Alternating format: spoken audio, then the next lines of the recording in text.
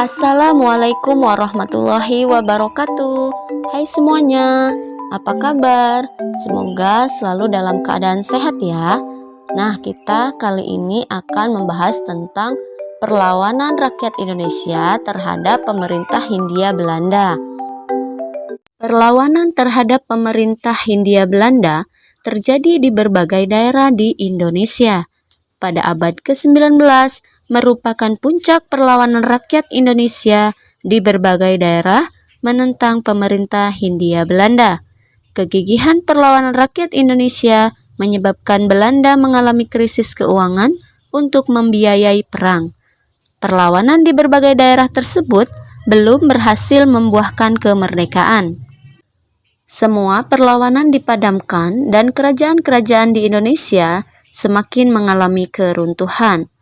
Perlawanan rakyat Indonesia melawan pemerintah Hindia Belanda masih mengalami kegagalan. Hal ini disebabkan karena perlawanan rakyat masih bersifat kedaerahan, belum adanya persatuan dan kesatuan bangsa. Berikut kita bahas perlawanan-perlawanan rakyat Indonesia terhadap pemerintah Hindia Belanda. 1. Perang Saparua di Ambon. Ketika Belanda kembali berkuasa di Indonesia pada tahun 1817, rakyat Ambon mengadakan perlawanan di bawah pimpinan Thomas Matulesi atau Pattimura. Pattimura memimpin perlawanan di Saparua dan berhasil merebut benteng Belanda serta membunuh Residen van der Burg. Dalam perlawanan tersebut turut pula seorang pahlawan wanita bernama Christina Martha Tiahahu yang merupakan putri tunggal dari Paulus Tiahahu, teman Kapten Pattimura. Perlawanan Pattimura dapat dikalahkan setelah bantuan Belanda dari Batavia datang. Pattimura beserta 3 pengikutnya ditangkap dan dihukum gantung.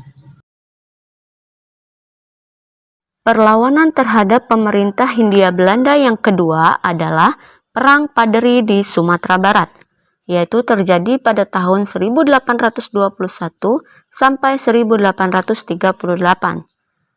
Minangkabau, Sumatera Barat merupakan salah satu pusat gerakan kebangkitan Islam di Indonesia. Kelompok pembaharuan Islam atau yang disebut kaum Padri antara lain Haji Miskin, Haji Sunanik, dan Haji Piabang. Perlawanan kaum Padri dengan sasaran utama Belanda meletus tahun 1821.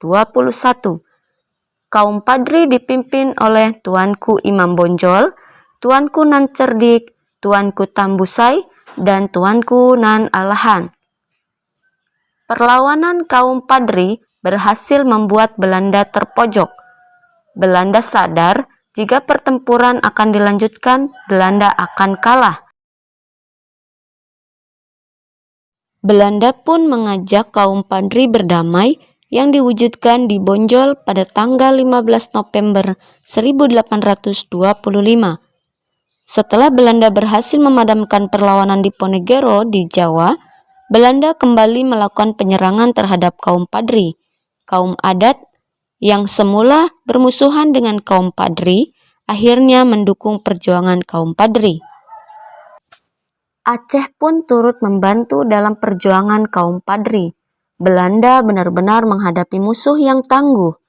Belanda menerapkan sistem pertahanan benteng Stelsel, benteng Fort de Kock di Bukit Tinggi, dan benteng Van der Kapellen merupakan 2 benteng pertahanannya.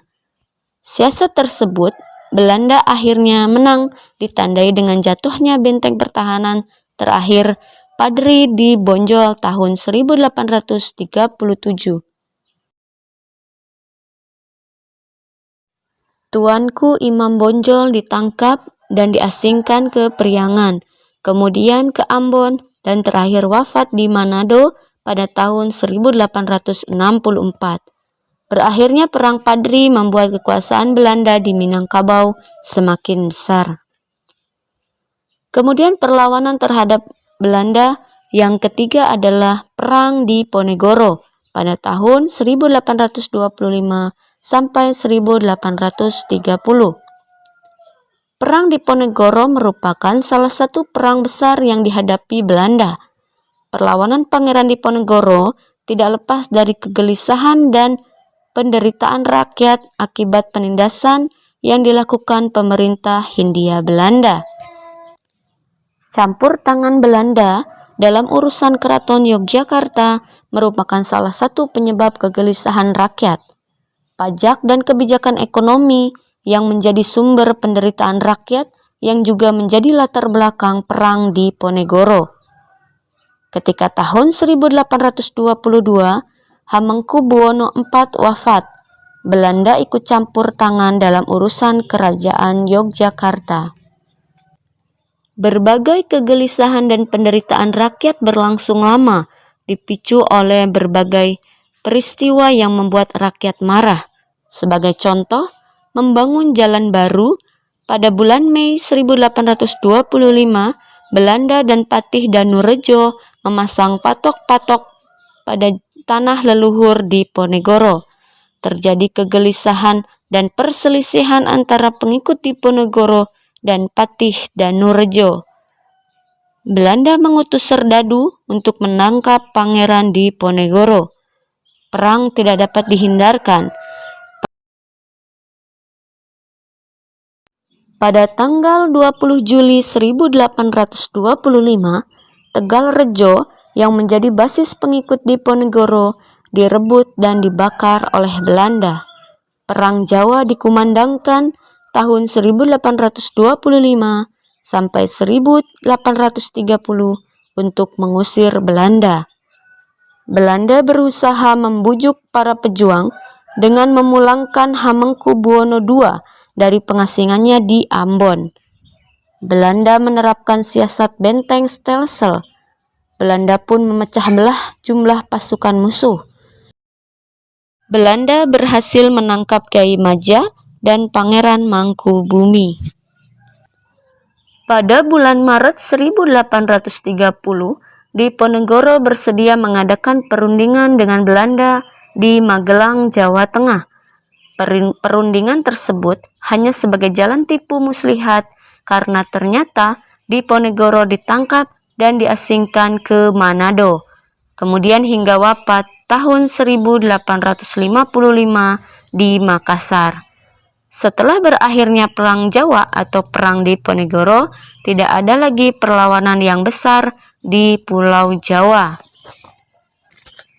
Demikian materi tentang perlawanan terhadap pemerintah Hindia Belanda bagian pertama, yaitu Perang Saparua Ambon, Perang Padri Sumatera Barat, dan Perang Diponegoro di Jawa. Semoga bermanfaat. Terima kasih. Tetap sehat selalu. Saya akhiri. Wassalamualaikum warahmatullahi wabarakatuh.